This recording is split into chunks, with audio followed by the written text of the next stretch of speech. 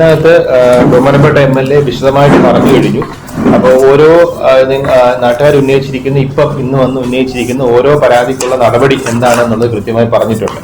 അപ്പോൾ ഞങ്ങളിപ്പോൾ ചെയ്യാൻ ഉദ്ദേശിച്ചിരിക്കുന്നത് ഒന്ന് ജില്ലാ കളക്ടറുടെ അണ്ടറിൽ തന്നെ അത് RDOയ്ക്ക് ഉത്തരവാദിത്തം കൊടുത്തിട്ടുണ്ട്.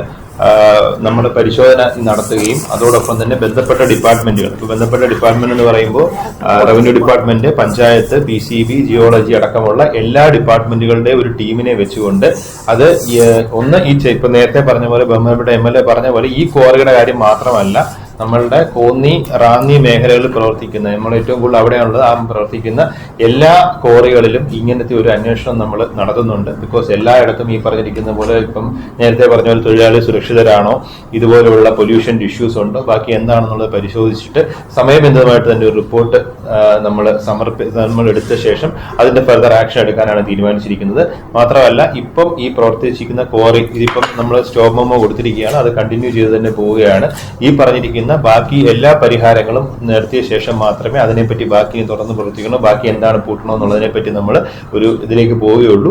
ബാക്കി പറഞ്ഞിരിക്കുന്ന പഞ്ചായത്തിനോട് പറഞ്ഞിരിക്കുന്ന പരാതികൾ, അവരുടെ സ്ഥലം കയ്യേറി എന്ന് പറഞ്ഞ പഞ്ചായത്തിന് കൊടുത്തിരിക്കുന്ന പരാതി, PCBയിലേക്ക് കൊടുത്തിരിക്കുന്ന പരാതി, പിന്നെ ഇപ്പൊ കഴിഞ്ഞ തവണ ഇപ്പം നിങ്ങൾ ഉന്നയിച്ച മറ്റൊരു കാര്യം എന്ന് വെച്ചാൽ കഴിഞ്ഞ ഹിയറിംഗിൽ ഏറ്റവും കൂടുതൽ, ഞാനത് എപ്പോഴും പറയാറുണ്ട്, ഏറ്റവും കൂടുതൽ പരാതി വന്നിരിക്കുന്ന ഒരു ക്വാറിയായിരുന്നു ഇത്. അത് കൃത്യമായിട്ട് തന്നെ നമ്മൾ ഈ പറഞ്ഞിരിക്കുന്ന നിങ്ങൾക്ക് അത് എടുത്തു നോക്കാം. നിങ്ങൾ പറഞ്ഞിരിക്കുന്ന എല്ലാ പരാതികളും റെക്കോർഡ് ചെയ്തിട്ടാണ് മിനിറ്റ്സ് ആക്കി നമ്മളത് സ്റ്റേറ്റിലേക്ക് സബ്മിറ്റ് ചെയ്തിരിക്കുന്നത്. അപ്പൊ അവിടെ നിന്നും ഇനിയിപ്പം ഈ ഒരു പ്രത്യേക സാഹചര്യത്തിൽ അതിന്റെ അഡീഷണൽ ആയിട്ട് റിപ്പോർട്ട് നമുക്ക് കൊടുക്കേണ്ടതാണ്.